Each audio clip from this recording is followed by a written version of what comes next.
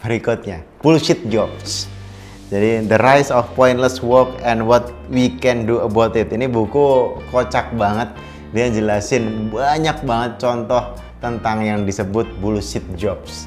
Jadi saya ngasih 2 contoh di halaman depan aja. Jadi di sini disebutkan di halaman chapter 1, halaman 1. Ada perusahaan Jerman yang punya Jerman military atau angkatan bersenjata, TNI-nya atau ABRI-nya Jerman itu punya subkontraktor yang melakukan kerjaan IT. Kemudian perusahaan IT itu punya subkon yang ngurusin logistik. Kemudian perusahaan logistik tadi punya subkon yang ngurusin personal management. Dan orang ini kerja di personal management itu. Nah, biasanya kerjanya apa sih dia? Ternyata misalnya bilang aja ada prajurit A yang mau pindah ruangan. Dari ruangan ini pindah ke ruangan sebelah, 2 ruangan di sampingnya. Ya mungkin kalau secara sederhana ya udah pindahin aja dari ruangan ini ke ruangan sana. Tapi enggak, ternyata dia harus bikin surat pengajuan, kemudian ngirim ke atasannya ngirim ke bagian berikutnya, dan bagian berikutnya ngirimin ke IT subkontraktor tadi, baru ngirim ke logistik, baru ngirim ke perusahaan yang ngurusin personal management tadi. Kemudian orang-orang di kantor itu baru nyuruh dia dapat email, kamu harus ada di pangkalan militer itu di hari ini, waktu itu, dan seterusnya.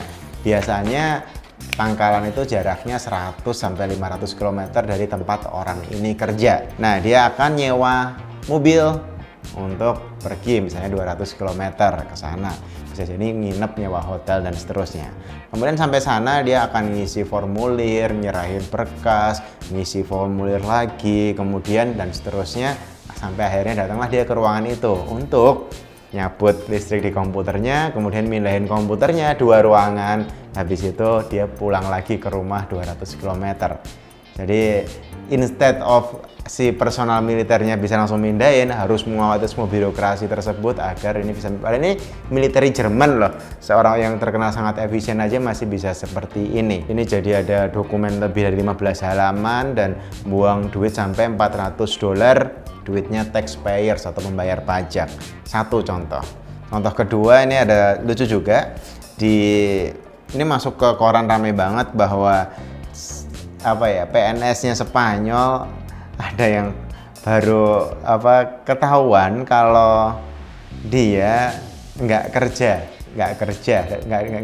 Tapi menariknya ketahuannya setelah 6 tahun nggak kerja baru ketahuan. Dan orangnya juga lucu gitu, Garcia namanya. Dia ngerasa juga, ngapain aku ke kantor, orang nggak ada bedanya aku ke kantor atau nggak ke kantor. Dia ngecek ketinggian air gitu, water bottle level. Tapi yang ini menarik dan banyak sekali lainnya. Contoh misalnya kerja pelayan restoran atau pelayan cleaning service hotel gitu. Dia bilang, kerjaanmu apa? Ya kerjaanku sepertiganya itu ya bersih-bersih gitu, beresin meja, beresin kursi, beresin itu, tapi 2/3 atau 60%, 70% waktuku aku habiskan untuk pura-pura kelihatan sibuk gitu. Karena sebenarnya nggak ada yang benar-benar dikerjain, cuma karena gimana nggak enak kalau nggak kelihatan kerja, jadi dia pura-pura sibuk terus sepanjang hari biar kelihatan sibuk. Dan banyak sekali contoh-contoh yang bikin ketawa. Kenapa? Karena terjadi juga di sekitar kita, di sekitar saya ngelihat banyak kerjaan, dan bahkan kerjaan saya sendiri juga kalau dipikir-pikir sebenarnya nggak perlu ngerjain itu. Sebenarnya itu kerjaan penting nggak sih gitu, kayak itu buat apa sih, emang harus berlima ya gitu, jangan-jangan 1 orang aja cukup, dan seterusnya. Banyak banget sebenarnya yang di sini disebut bullshit job, atau sekedar ya udah memang harus ada supervisornya, ya udah memang harus ada tim leadernya. Loh, kalau tim kan berarti harus ada content kreatornya, harus ada desainernya, harus ada videografernya, harus ada deal makernya. Itu kayak kalimat-kalimat yang bikin bullshit job mulai muncul. Kayak tambah orang aja.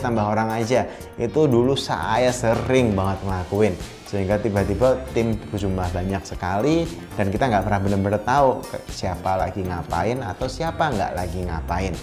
Coba cek apa yang biasa kita lakukan setiap harinya, itu sudah benar-benar yang perlu atau belum. Kemudian kalau sudah, cek tim Anda siapa lagi ngapain atau siapa nggak lagi ngapain. Thank you.